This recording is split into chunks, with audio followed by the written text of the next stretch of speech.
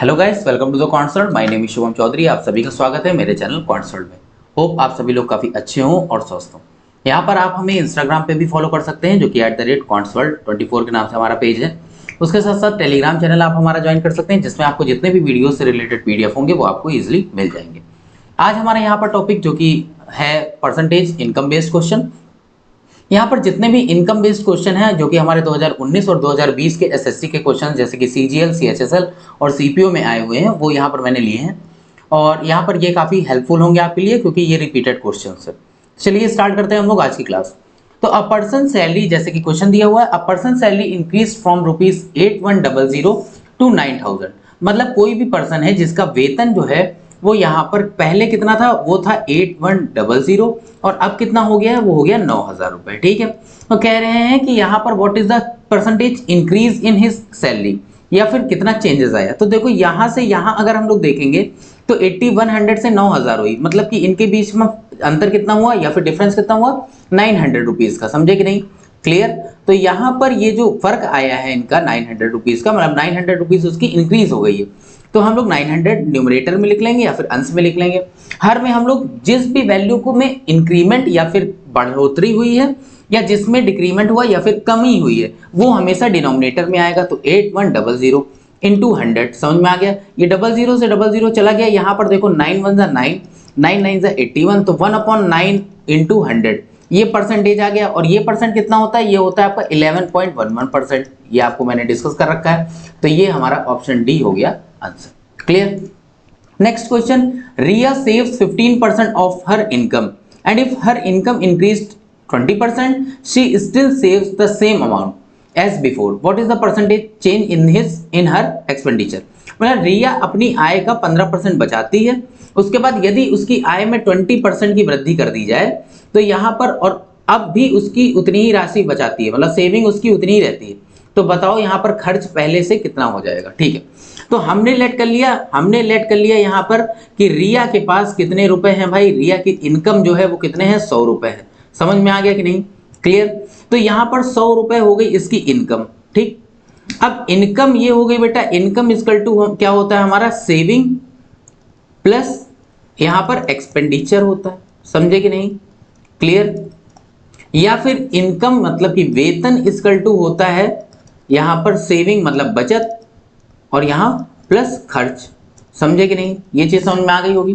तो देखो अब यहाँ पर इनकम अगर हमने 100 रुपए ले ली, ठीक है, ये हो गई उसकी इनकम, ये हो गई उसकी सेविंग, ये हो गया उसका एक्सपेंडिचर। अब वो क्या करती है, 20% जो है वो इनकम बढ़ोतरी हुई और 15% बचाती है। तो 100 का 15%, तो 15 रुपए हो गया। अब 100 में से 15 गया, कितना बचा, 85, 85।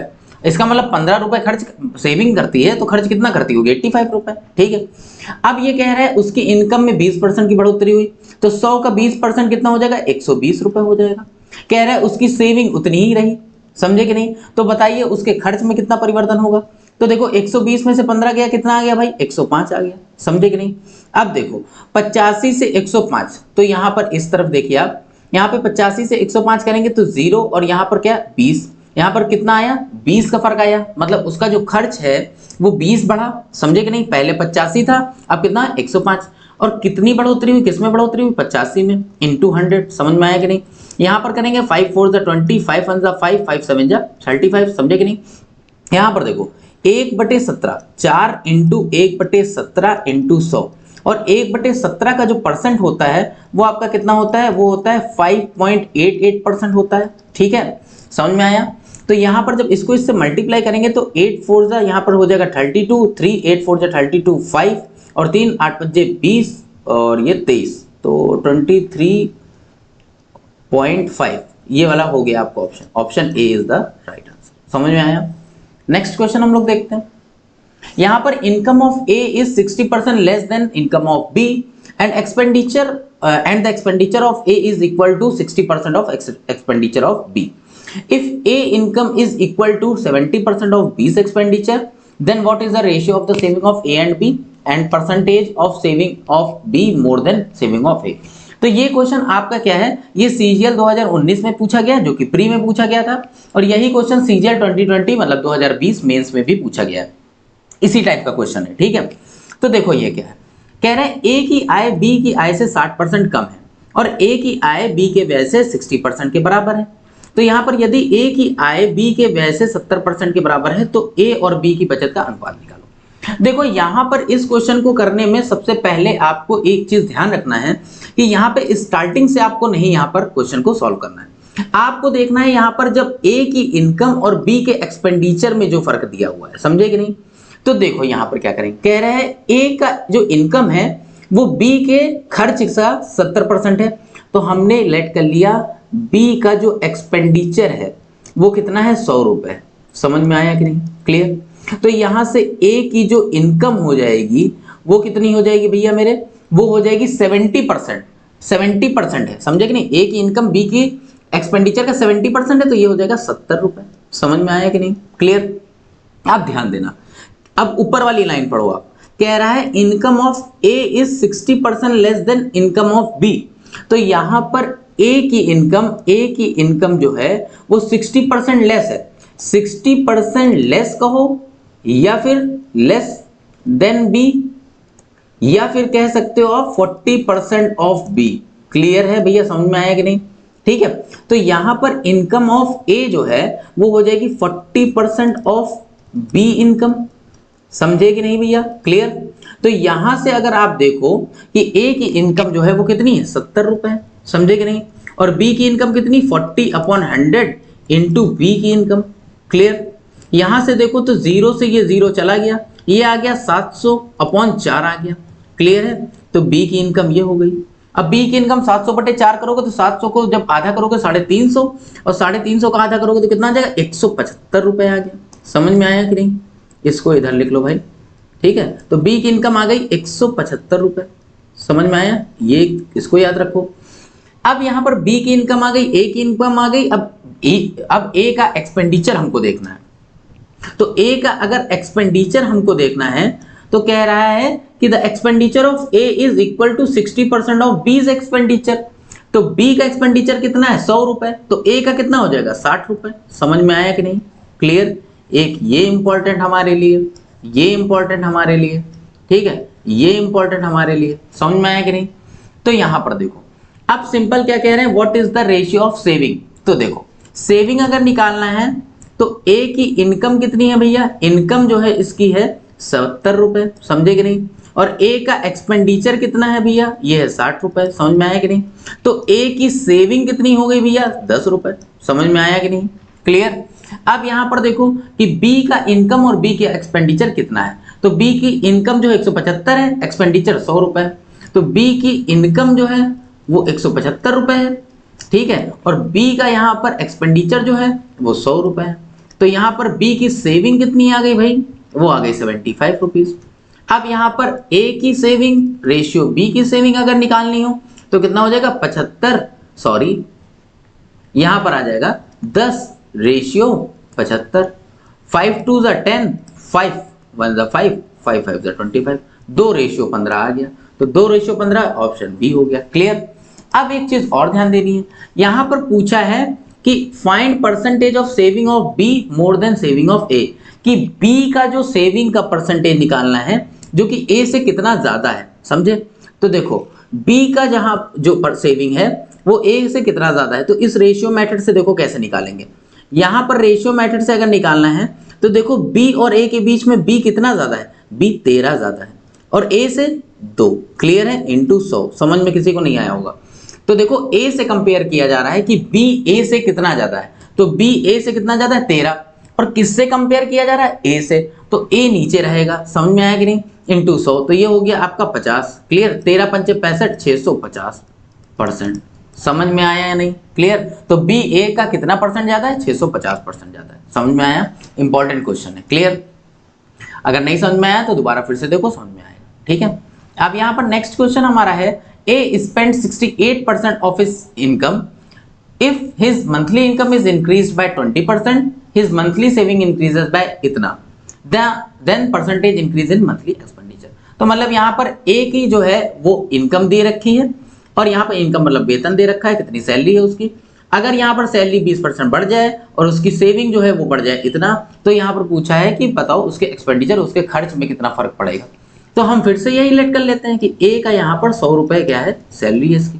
68% उसकी इनकम जो है ही 68% वो क्या कर देता है, एक्सपेंडिचर, तो ई से कर दिया, इसको आई से लिख दिया, तो सेविंग कितना हो जाएगा, 32 हो जाएगा। समझ में आया? अब कह रहा है कि इनकम अगर बढ़ जाए 20%, इनकम 20% बढ़ जाए मतलब 120 रुपए हो जाए। समझ में आया कि नहीं? तो यहां पर कह रहे हैं कि और सेविंग 9/3/8। अब 9/3/8 होता क्या है ये देख लेते हैं पहले। देखो 8 9 से 72 और 75 अपॉन 8 और 100। क्यों 100 क्यों किया भाई? क्योंकि ये परसेंटेज है और परसेंटेज से जब हम लोग नॉर्मल फ्रैक्शन में जाते हैं तो डिवाइडेड बाय 100 करते हैं। अब 25 3 75 हो गया, 25 3 75 हो गया, 25 दूनी यहाँ पर क्या हो गया, यहाँ पर 50 हो गया। ठीक है, तो यहाँ पर ये कितना आया, ये बेसिकली आया 3/32। जब इसको हमने किस में कन्वर्ट कर लिया, फ्रैक्शन में, तो 3/32 हो जाता है। तो इसका मतलब यहाँ पर ध्यान देना कि जहां पर जो सेविंग है, ठीक है, सेविंग जो है 3/32%, मतलब सॉरी 93/8% बढ़ जाती है। तो पहले अगर 32 थी तो अब कितनी हो जाएगी, 32 + 3, तो कितना हो जाएगा ये 35। क्लियर? समझ में आया? अभी भी नहीं समझ में आया तो एक बार फिर देखो। सेविंग इसकी देख लो 32 है, उसके बाद यहां पर देखो कितना बढ़ गया, 3/32। तो 3/32 करोगे तो ये कट जाएगा, 3 आ जाएगा, मतलब सेविंग कितना बढ़ गई, 3 बढ़ गई। 3 बढ़ने का मतलब क्या है, 32 में 3 जोड़ दो तो कितना हो जाएगा, 35 हो जाएगा। समझ में आया? क्लियर? अब यहाँ पर ये 35 आया, जब इसको इससे डिवाइड करोगे, 120 में से 30 डिवाइड माइनस करोगे तो कितना हो जाएगा, 90 हो जाएगा, -5 करोगे तो 85 हो जाएगा। क्लियर? अब कह रहे हैं एक्सपेंडिचर या फिर उसके खर्च में कितना परिवर्तन हुआ, तो देखो 15 में से 8 गया, 7 आ गया। ठीक है, और यहाँ पर ये 17 आ गया, 17/68 × 100, 17 1 17 4, तो यहाँ पर 4 1 4 25, तो कितना आ गया, 25%। क्लियर? समझ में आ गया होगा आप सभी को। और अगर यहां पर ये नहीं समझ में आया तो एक बार फिर से देख लीजिए 9/3/8 का कैसे मैंने किया। यहाँ पर वैसे तो बेसिक मैंने पढ़ा रखा है, 9/3/8 को जब हम करेंगे तो यहाँ पर आ जाएगा 75/8%। तो यहाँ पर 75/800 हो जाएगा। इसको जब 25 से काटेंगे तो ऊपर 3 आ जाएगा और नीचे 32 आ जाएगा। क्लियर? तो अगर यहाँ पर पहले सेविंग थी 32, तो अब कितनी हो जाएगी भाई, 32 इंटू, अब देखो ये 3 बढ़ रही है, अगर 3 बढ़ रही है तो 32 + 3 35/32, ये कट जाएगा तो 35 हो गई, तो 32 से कितना हो गई, 35 हो गई। ठीक, next, A spend 65% of his salary income of his monthly income, if his monthly income is increased by इतने %, then his monthly expenditure increases by 25%। मतलब उसकी मासिक आय जो है उसमें 65% की अगर वृद्धि होती है तो यहाँ पर, और उसके जो है मंथली इनकम, सॉरी, ए जो है वो अपनी सैलरी का मतलब अपनी इनकम का 65% खर्च कर देता है। अगर उसकी इनकम 20.1% बढ़ा दी जाए तो यहाँ पर पूछ रहे हैं कि बताओ यहाँ पर एक्सपेंडिचर में 25% की वृद्धि कर दी जाए तो खर्च में कितना परिवर्तन होगा। ठीक है, अच्छा क्वेश्चन है ये, क्योंकि इसमें थोड़ा सा कैलकुलेशन। देखो 65% की अगर मैं बात करूं तो इसको लिख सकता हूं 65/100। अगर इसको मैं फ्रैक्शन में या भिन्न में कन्वर्ट करूं, यहां पर 5 1 जा 5, 5 3 जा 15, 5 2 जा 20, ये 0। समझे कि नहीं? अब ध्यान देना यहाँ पर, इसका मतलब ये जो ये 20 जो नीचे डिनोमिनेटर में या हर में दिया होता है उसका मतलब ये उसकी ओरिजिनल क्वांटिटी थी या पहले की क्वांटिटी थी। तो अगर इनकम उसकी 20 थी, ठीक है, तो एक्सपेंडिचर, क्योंकि 65% क्या है उसका, इन 65% स्पेंड कर देता है, स्पेंड कर देता है, खर्च कर देता है, इसका मतलब एक्सपेंडिचर है। तो यहाँ पर एक्सपेंडिचर कितना, 13, ये इनकम होगी और ऊपर वाला एक्सपेंडिचर होगा। क्यों होगा? क्योंकि ये जो परसेंटेज है ये किसका है, एक्सपेंडिचर का है। समझ में आया? तो यहाँ पर सेविंग कितनी हो गई भाई, वो हो गई 7 हो गई। Clear?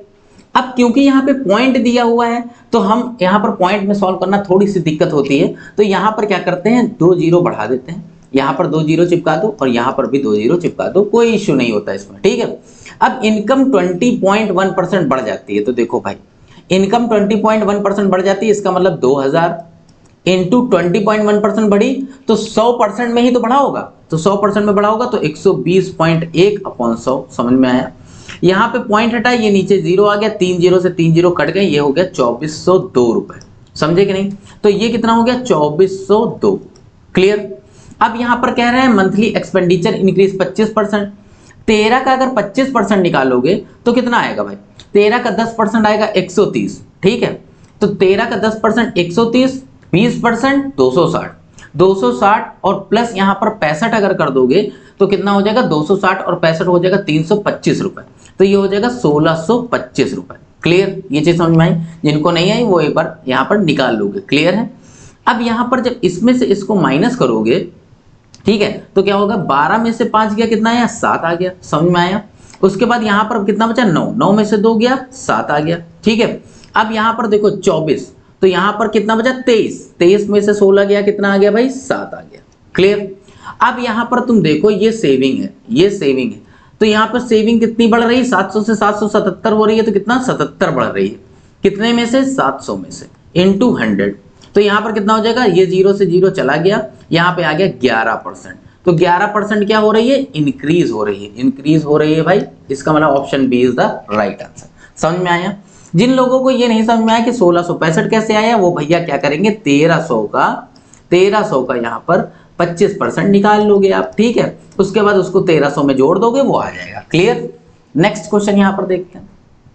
Ram spend 40% of his monthly income, मतलब 40% का इनकम एक्सपेंडिचर कर देता है, मतलब खर्च कर देता है on food. 18% on house rent, 18% उनके हाउस रेंट में चले जाते हैं। 12% इंटरटेनमेंट में चले जाते हैं, भैया पिक्चर विक्चर देखाते होंगे। 5% जो है वो कन्वेंस वगैरह, मतलब आने जाने का खर्चा हो जाता होगा। But due to family function he has to borrow 16,000 रुपए to meet the expenses of 20,000 रुपए।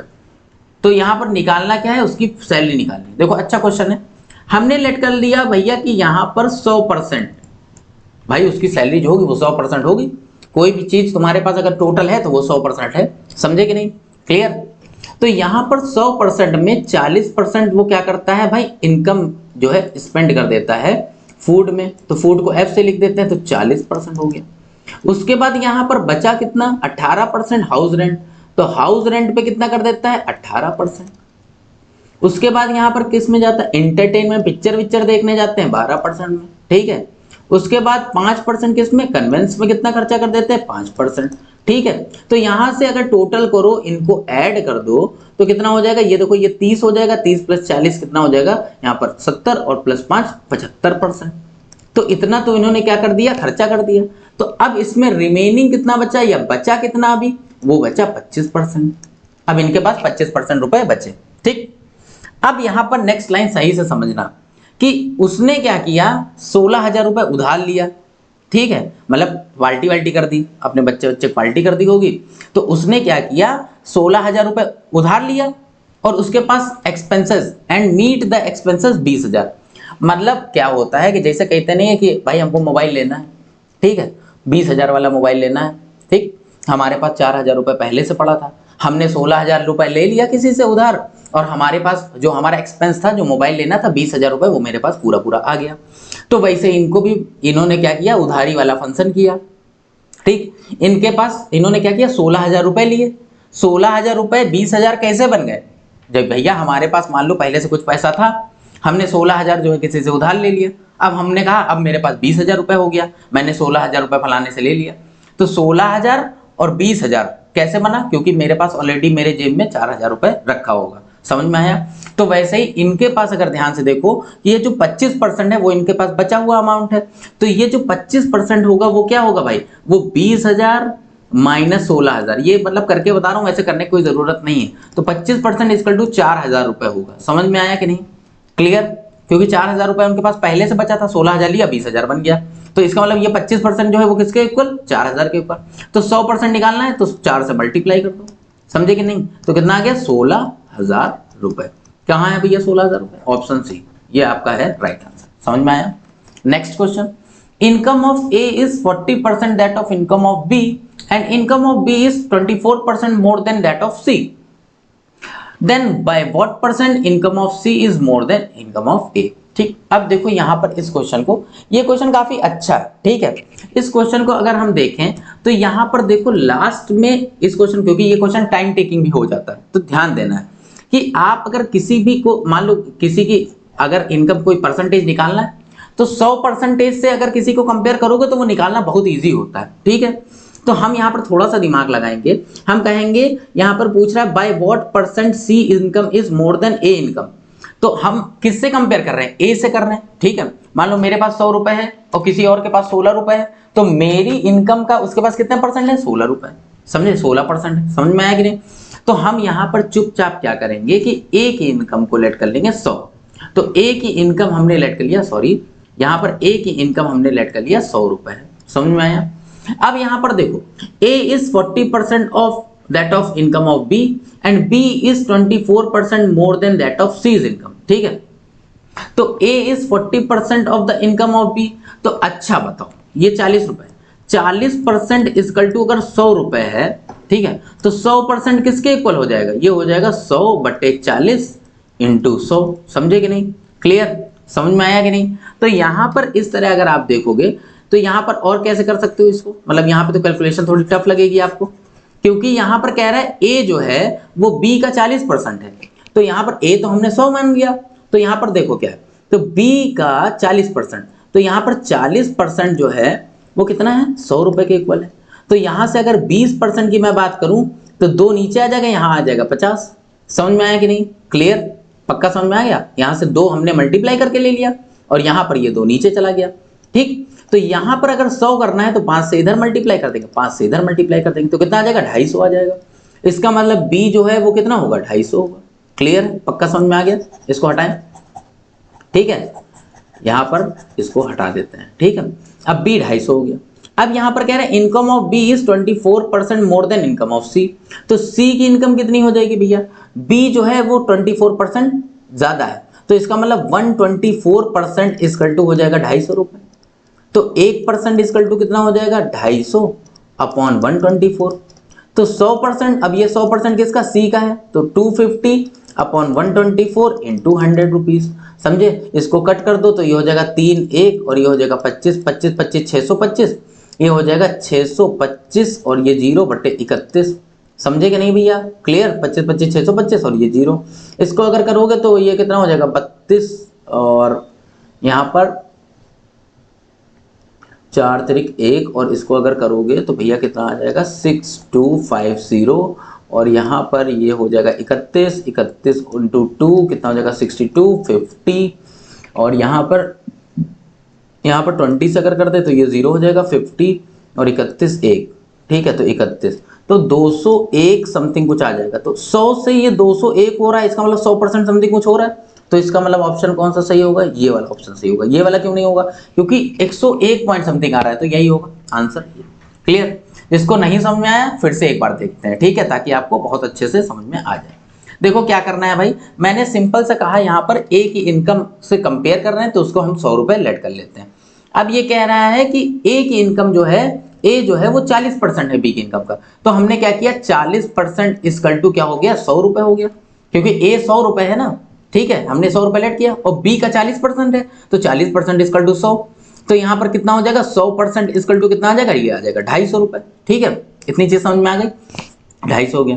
अब ये कह रहा है कि बी जो है वो सी का 24% ज्यादा है, तो इसका मतलब सी अगर 100% है तो 24% ज्यादा का मतलब 124% और ये 250 रुपए है। तो यहां से 100% की वैल्यू निकाली, ये सी की हो गई, सी की वैल्यू यहां पर रख दी। अब हमने देखा इससे कंपेयर करके कि 100 का अगर 200 हो जाए तो इसका मतलब 100% बढ़ गया, और जिनको भैया इसमें भी तकलीफ है तो 101/100 इंटू 100 करके करोगे तो देखो 101 समथिंग आ रहा है। तो यहाँ पर ऑप्शन कौन सा है? ए ऑप्शन में 101 आ रहा है। ठीक है, होप आप सभी को काफी समझ में आया हो आज का सेशन। तो यहाँ पर अगर आपको ये सेशन समझ में आया और आपको लगा कि ये आपके लिए काफी महत्वपूर्ण है और आपके यहाँ पर कॉन्सेप्ट क्लियर हुए तो इस चैनल को सब्सक्राइब करें। Thank you so much.